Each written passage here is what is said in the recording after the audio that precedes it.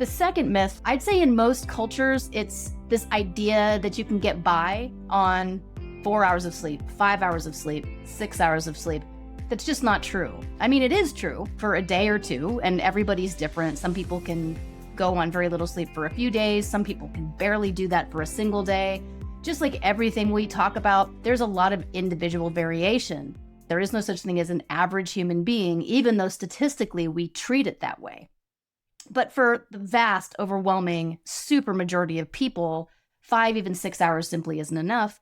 And if you curtail your sleep day in and day out for a long enough period of time, eventually that's really going to creep up on you.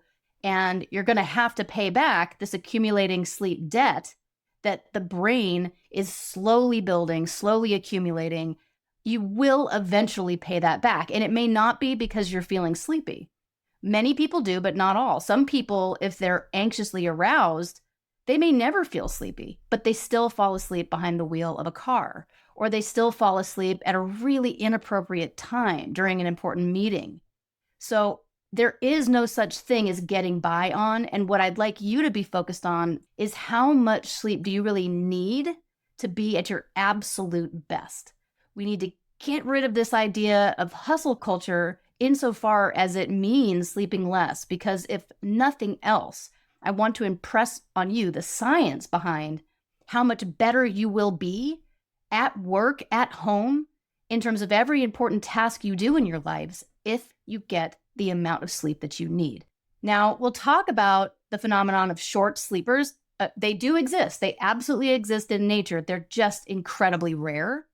And so there's this idea that we can get by on minimal sleep. But when you look again at the scientific evidence, studies very consistently show that it's like less than 1% of people that are these true short sleepers who need, say, 5 hours or less. And that is due to a very rare gene variant that's too complicated to get into here.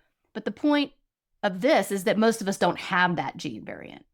So the vast majority of us suffer. We really suffer cognitively, emotionally, and in terms of metabolic deficits on less than 7 hours a night. That's true for almost all of us. And again, this is true even if you don't subjectively feel sleepy.